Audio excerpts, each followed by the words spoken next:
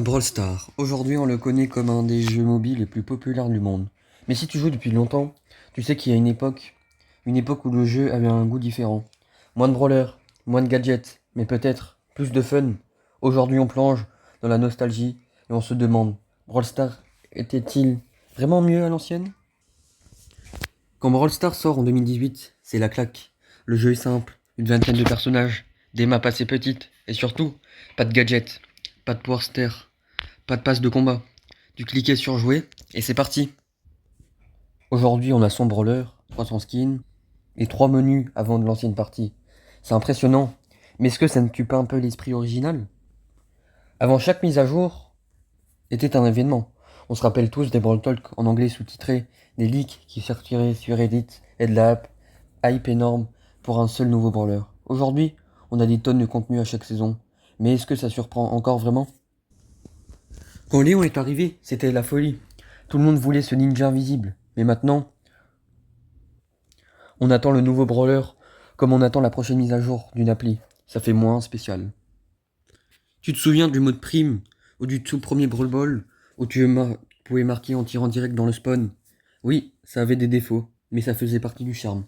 Les modes changeaient, revenaient, disparaissaient, et on avait cette impression de toujours redécouvrir le jeu. À l'ancienne, chaque brawler avait une identité hyper marquée. Bo, c'était l'archer mystérieux. Spike, la légende introuvable. Crow, l'assassin toxique. Aujourd'hui, on a plus de variété. Mais est-ce que certains brawlers ne se ressemblent pas trop, un peu trop? Le jeu est devenu un peu trop technique. Avant, tu pouvais donner ton téléphone à ton pote et il comprenait tout de suite. Maintenant, il faut lui expliquer gadgets, gears, maîtrise. Hypercharge, bonne chance. Même côté e-sport, les premières compétitions avaient ce côté brut, les équipes improvisées.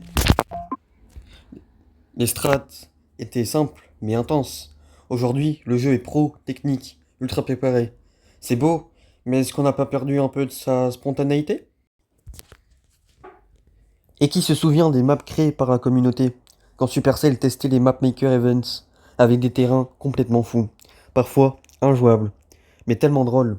Aujourd'hui, les maps sont plus équilibrées, c'est sûr, mais ce petit TKO, ça manque. Et puis les anciens brawlers, on s'y attachait parce qu'ils étaient rares. Quand tu débloquais Mortis, tu devenais le mec stylé de ton groupe.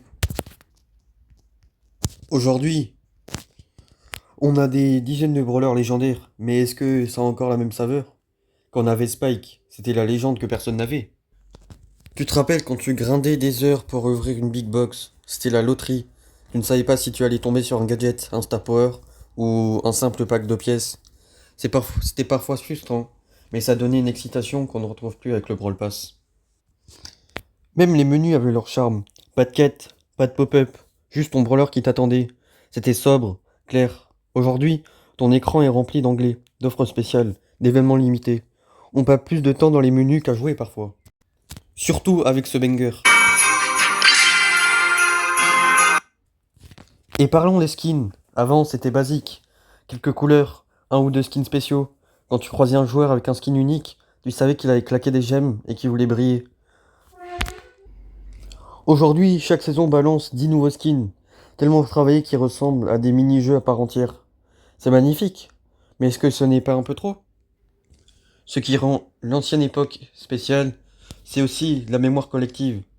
On a tous connu ces premières vidéos YouTube, ces tournois improvisés entre potes, ces débats sur qui était le plus fort, Bull ou El Primo. C'est ça qui récrée la nostalgie. Pas seulement le jeu, mais les souvenirs qu'on a fait tous. Finalement, Brawl Stars d'avant et celui d'aujourd'hui sont deux jeux différents. L'un était brut, simple, surprenant. L'autre est riche, complexe, rempli de contenu. Mais si tu joues depuis le début, tu sais qu'une partie de la magie est restée là-bas, dans les premières années. Alors dis-moi, en commentaire, toi plutôt team nostalgie ou team modernité?